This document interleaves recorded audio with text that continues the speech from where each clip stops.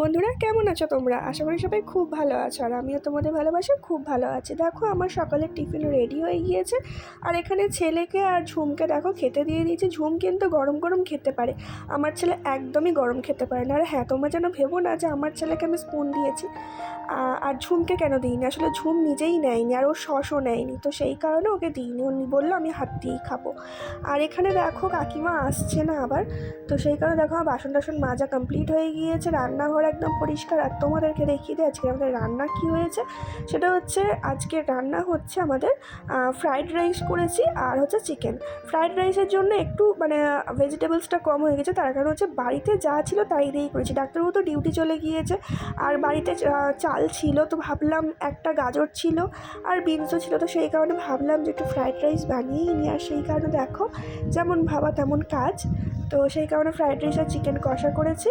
আর এখানে দেখো বন্ধুরা, তোমাদেরকে একটা কথা বলি, সেটা হচ্ছে আমার বিয়ের মেনু কার্ড।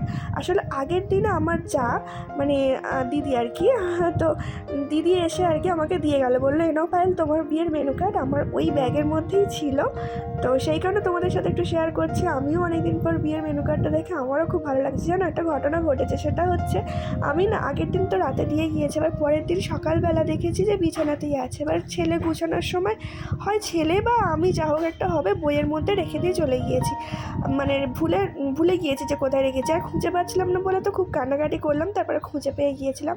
আর তারপরে দেখো তোমাদেরকে দেখাই, আমার আলমারিটা কিছুতেই লক খুলছে না, জানি না কি হয়েছে।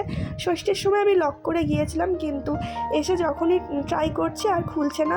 দুটো তিনটে চাবি ছিল, তা সেগুলো দিয়েও ট্রাই করলাম, কিন্তু খুলছে না কোনোভাবেই। তো দেখো সব কিছু খুলে ফেললাম, তাও ভাবছি হয়তো হবে, কিন্তু কোনোভাবেই খোলা যাচ্ছে না। তো আমি ইউটিউবে অনেক ভিডিও দেখলাম যে আলমারির লকটা কিছুতেই খুলছে না, তো এই লকটা খোলার কোনো উপায় নেই, এটাকে ভাঙতে হবে লকটা। তো সেই কারণে আমার ভীষণ মন খারাপ, আর আমাদের বেরোনোর কথা ছিল, এই কারণে আর কি খুলতে গিয়েছিলাম আলমারিটা, কিছু জামা কাপড় আছে সেইগুলো বের করবো বলে, কিন্তু আমরা কেউই খুলতে পারলাম না। তো যাই হোক, যেগুলো অন্য আলমারিতে ছিল বা আনলাই ছিল সেগুলো পরেই এখন বেরোতে হচ্ছে। যতদিন না লক ভাঙা হচ্ছে ততদিনের ভিতর থেকে কিছুই আমি বের করতে পারবো না। তো তারপরে দেখো আমরা বেরিয়ে পড়েছি, আসলে ছেলের স্কুল খুলবে, সেই কারণে মানে কিছু জিনিস কিনতে গেলাম। যেমন ছেলের একটা স্কুলের প্যান্ট নেব, কারণ ওই প্যান্টটা একটু ছোটো হয়ে গেছে, তো সেই কারণে একটা প্যান্ট নেব।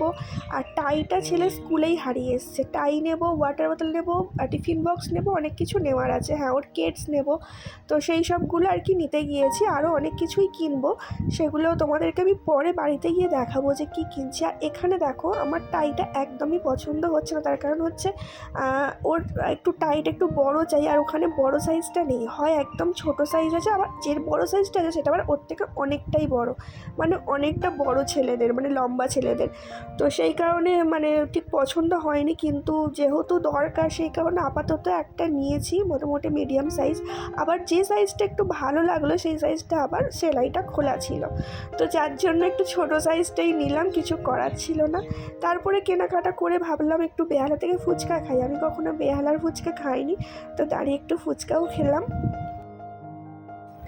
তো বন্ধুরা তোমরা তো দেখলেই যে আমাদের আলমারিটা লক হয়ে গিয়েছে, আমি জানি না কিভাবে কি হয়েছে, তো কোনো উপায়ই নেই, যতক্ষণ না আমরা লকটা ভাঙছি কিছু জামা কাপড় আমি বের করতে পারছি না, খুব সমস্যা হচ্ছে। কি হলো জানি না, মানে অনেক যে পুরানো আলমারি তাও কিন্তু না, মানে অনেক পুরানো আলমারিও না আমার। তো জানি না কি হয়েছে, আমার তো সবসময় ওই আলমারি কি বলতো চাবি লাগানোই থাকে, লক খোলা হয় মানে দেওয়া হয়, এরকম একটা ব্যাপার। আমি কখনো এই আলমারিটা লক করি না সেভাবে, তো কোথাও গেলে তখনই শুধু লকটা পড়ে যায়, চাবিটা ওর মধ্যেই সবসময় থাকে। কিভাবে কি হলো কিছু বুঝতে পারছি না, কারণ ষষ্ঠীর সময় কতদিন হয়েছে, এই 2 সপ্তাহ ধরে হয়েছে ষষ্ঠীতে গিয়েছি, তো ষষ্ঠী থেকে আসা থেকে আমার খোলা হয়নি, মানে ওই আলমারিটা কোনো দরকার পড়েনি সেই কারণে খোলা হয়নি। ওই আলমারিতে আমার বেডশিটগুলো, কাঁচা বেডশিটগুলো থাকে। তো কি হয়েছে, ষষ্ঠীর সময় যখন আমি গিয়েছি কিছু মানে বেডশিট কিনেছি, আমি এই আলমারিতেই রেখে দিয়ে গেছিলাম, যার জন্য আমার ওই আলমারিটা মানে দরকারই পড়েনি। তো এখন আমার প্রয়োজন পড়ছে, মানে দরকার পড়ছে যে কিছু জামা কাপড় বের করবো মানে কোথাও যাওয়ার জন্য, কিন্তু এখন আমি খুলতে গিয়ে দেখছি যে আর খুলছে না। তো এই হচ্ছে ব্যাপার, জানি না কি ব্যাপার না ব্যাপার। তো যাই হোক, তোমরা কেউ কিছু জানলে আমাকে একটু কমেন্ট করো। আমি তো যেহেতু ইউটিউব দেখে যতটুকু বুঝলাম যে ওর লকটা ভাঙতে হবে, তাছাড়া কোনো উপায় নেই আর।